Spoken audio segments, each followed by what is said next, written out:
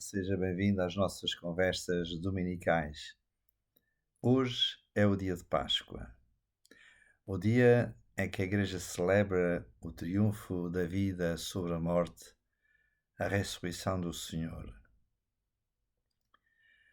Permita-me que eu comece esta meditação, esta conversa dominical sobre um tema tão importante como é a ressurreição do Senhor, com uma referência a um filósofo italiano recentemente falecido, Emanuele Severino, numa reflexão filosófica sobre o conceito de tauma. A noção ou o conceito de tauma significa, em primeiro lugar, ou o sentido mais comum, admiração. E com este conceito, o filósofo queria explicar uma das explicações dadas sobre a origem da filosofia. A filosofia tem como ponto de partida a admiração pelas maravilhas do universo, pela beleza da criação. Porque é que há o ser e não o nada? Era assim que já no século XVIII o grande filósofo Leibniz dizia ser o princípio da filosofia. Porque é que há o ser e não o nada? E esta ideia foi tomada por Martin Heidegger no século XX. Ou seja, esta admiração porque é que há a vida. Como é belo você estar aí. Estas coisas maravilhosas do universo em expansão, a terra, o céu e a terra, os animais, os seres humanos. Que bom é que você seja. E esta admiração pelas coisas que são, pela beleza do universo, provoca a interrogação como é que elas surgiram, qual é o sentido profundo da realidade e, no que diz respeito ao homem, de onde é que ele veio, para onde é que ele vai. E pronto, a filosofia seria justamente teria como início esta admiração. Admiração porque há o ser e não o nada.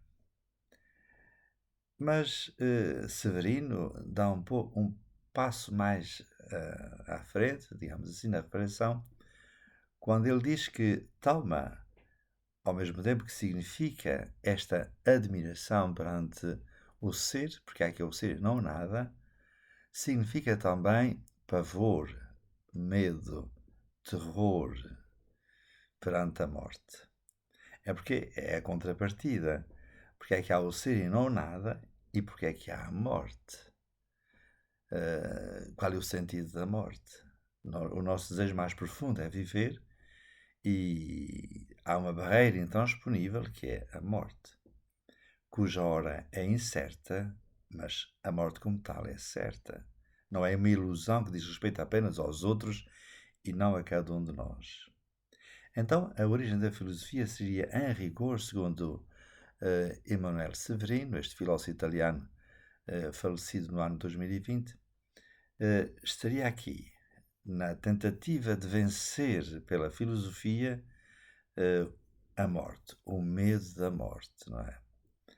E a própria ciência, a tecnologia, as artes, seria uma forma de exorcizar o medo da morte, não é?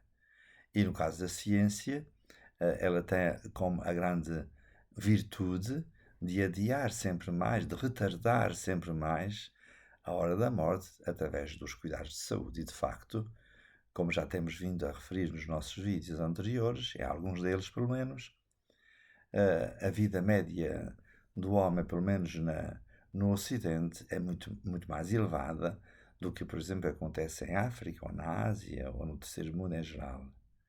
Enquanto que aqui a média de vida vai para os 70 anos, nesses países mais com condições económicas inferiores, a média de vida são uns 40 anos. De resto, a própria Escritura já dizia que a vida do homem são uns 70 e se somos fortes chegamos aos 80, mas daí para a frente não se passa. Portanto, a ciência, a tecnologia, a filosofia seria uma tentativa de vencer a morte, o que é uma batalha impossível de vencer-se. O filósofo italiano, Severino, tentou encontrar uma forma de verificar como há uma persistência para além da morte que não apenas na memória, a memória dos acontecimentos passados torna-os presentes, projeta-os para o futuro, e nós podíamos dizer que a memória dos viventes seria uma forma de os eternizar, a vencer a morte. Não é? Aliás, o nosso poeta Luís de Camões costumava dizer logo nos Lusíadas: aqueles que da lei da morte se foram libertando, não é? Pela memória. Mas a própria filosofia desenvolvida por Severino não foi capaz de responder a este problema, este mistério. Mais do que um problema, é um mistério, não é? E Manuel Severino, apesar de todo o seu esforço especulativo de, pela filosofia, vencer a irrecusabilidade da morte, ele mesmo faleceu no ano 2020, em fevereiro, salvo erro. Junto dele, nesta mesa redonda que se falava sobre o Talma, estava outro filósofo italiano que dizia de uma forma muito enérgica: a questão não é de dar sentido à morte, sim, porque, por exemplo, Martin Heidegger, um filósofo importante no século XX, dizia que a morte é importante porque ela indica-nos que não temos todo o tempo do mundo e por isso devemos viver de uma forma autêntica, aproveitando as oportunidades, porque uma oportunidade perdida não volta atrás. E, portanto, como não temos todo o tempo do mundo, temos de aproveitar ao máximo o tempo que passa, o tempo presente. Portanto, o sentido já da frase famosa de Martin Heidegger, o homem como um ser para a morte, estava justamente a chamar a atenção para a necessidade de que, enquanto vivo, aproveite o máximo o tempo que lhe é disponível. Mas outro filósofo italiano que estava nesta conversa sobre o Talma, sobre este pavor perante a morte, dizia que a função da filosofia não seria apenas encontrar um sentido, mas também postulava a necessidade de salvar a morte.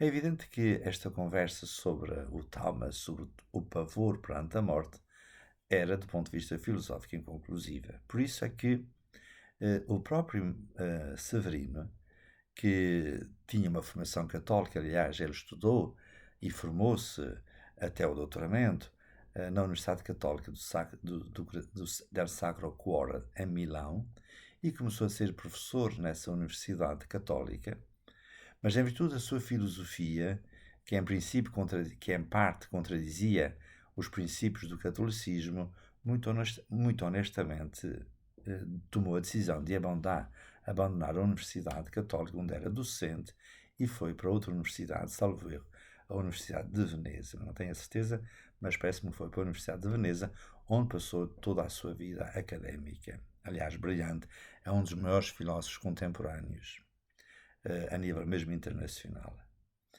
Mas ele que tinha uma formação católica, que depois, em virtude do seu percurso académico irracional, de certa maneira, abandonou como profissão de fé, digamos assim, disse no final deste debate algo muito importante. Interpelando os católicos, não foi os cristãos em geral, interpelando os católicos, disse: mas vós, os católicos, tendes uma missão importante.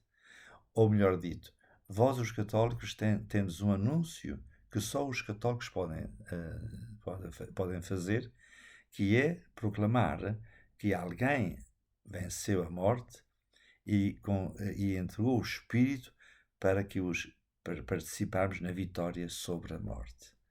É interessante que um filósofo que, de certa maneira, teria perdido a sua fé em virtude do progresso da própria reflexão filosófica, dizia mesmo assim, no final da sua vida, os últimos anos em que viveu, reconhecia que a Igreja Católica tem uma mensagem que só ela pode proclamar, que alguém venceu a morte. E confiou, entregou o seu espírito para que os crentes participem na sua vitória sobre a morte. E de facto é verdade.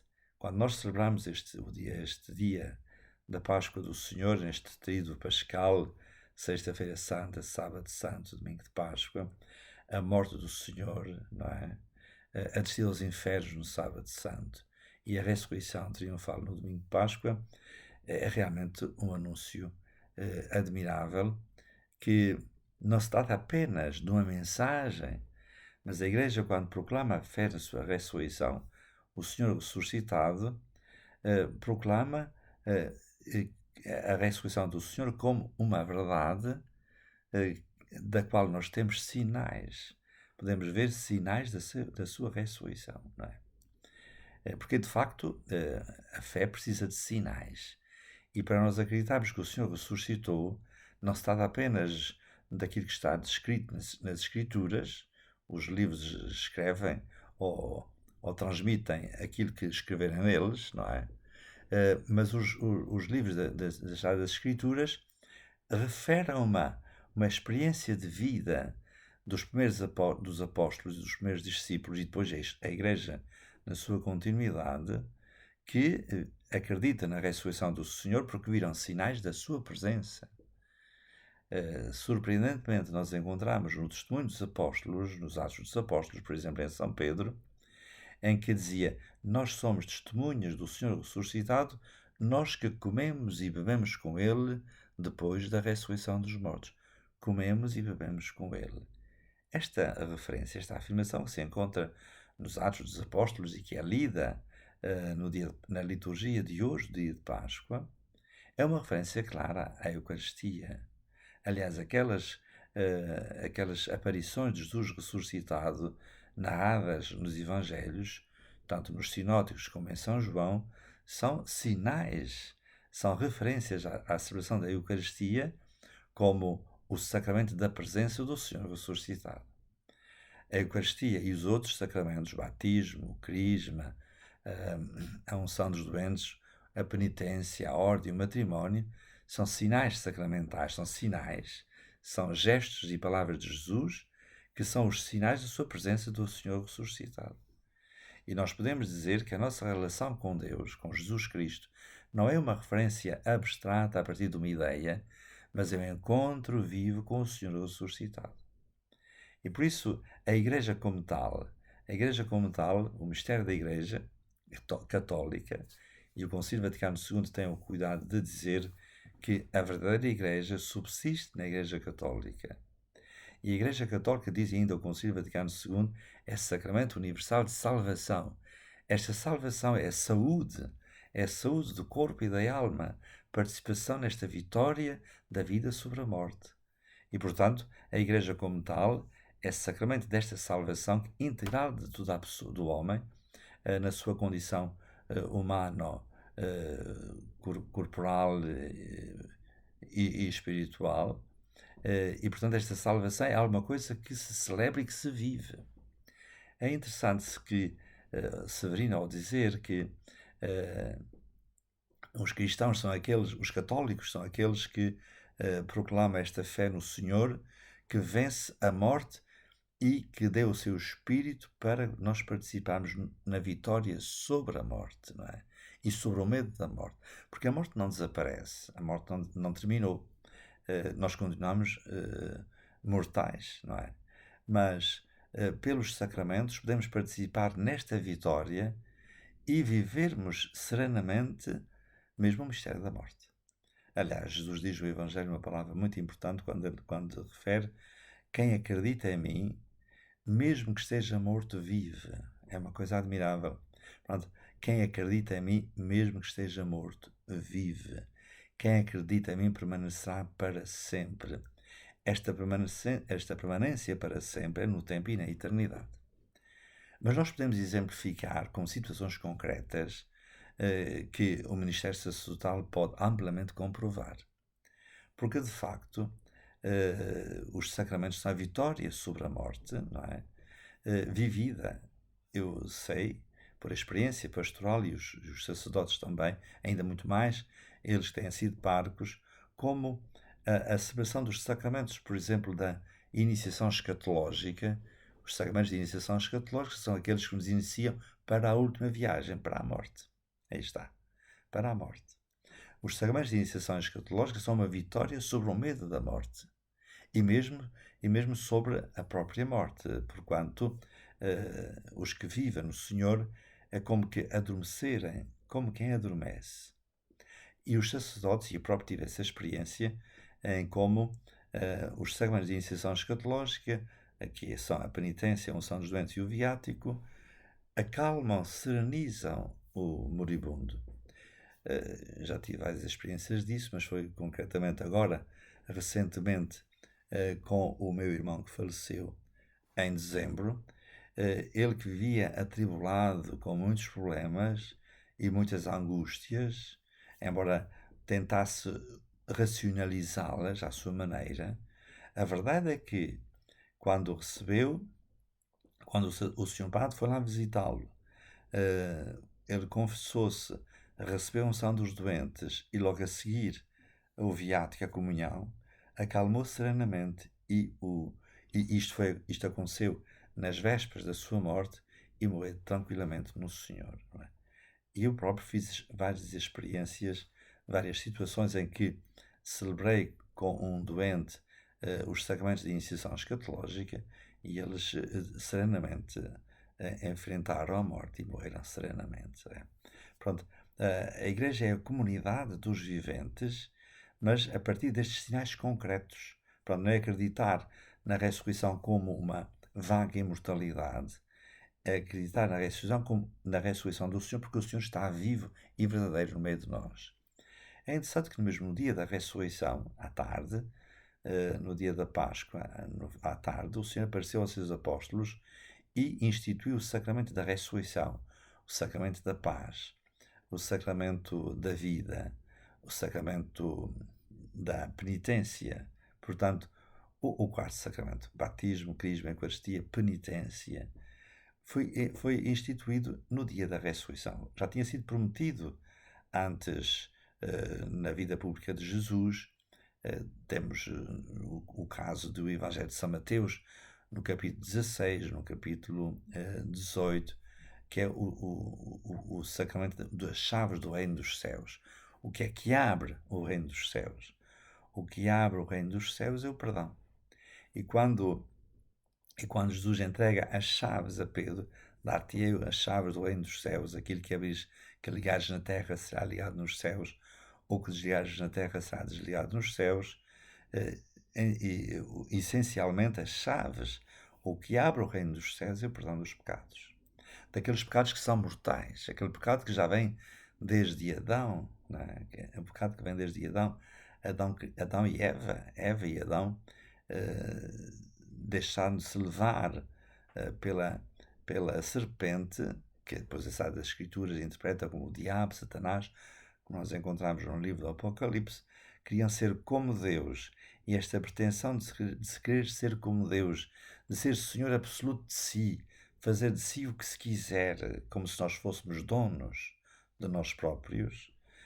Recentemente, em França, foi alterada a Constituição da República, introduzindo um artigo que consagra o direito fundamental das mulheres de cometer um aborto. E na base é esta ideia de que a mulher é dona do seu corpo. Nós estamos claramente em tempos adâmicos. Quer dizer, Adão e Eva, o pecado original, não é um episódio que esteja distante no passado, é um mistério. Eu costumo dizer isso.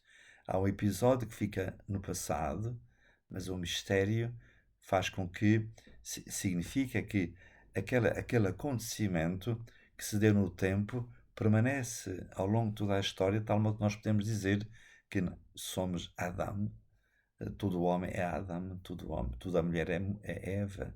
Portanto, aquele pecado de querermos sermos donos de si próprios, que é a justificação, por exemplo, para o aborto, é a justificação para como agora se diz, a mudança de género e outras coisas, outras situações mais, no domínio da sexualidade, etc.,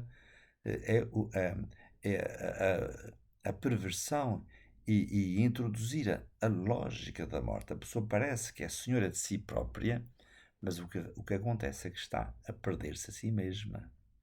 Ora, A chave do reino dos céus, que abre ou que fecha, é uma declaração de que a situação está morta ou pode abrir e abrir. O reino dos céus é o perdão do pecado. E por isso, a ressurreição do Senhor, esta vitória sobre a morte e a doação, a entrega do Espírito Santo para a Igreja participar nesta vitória sobre a morte, porque a Igreja é a comunidade dos viventes.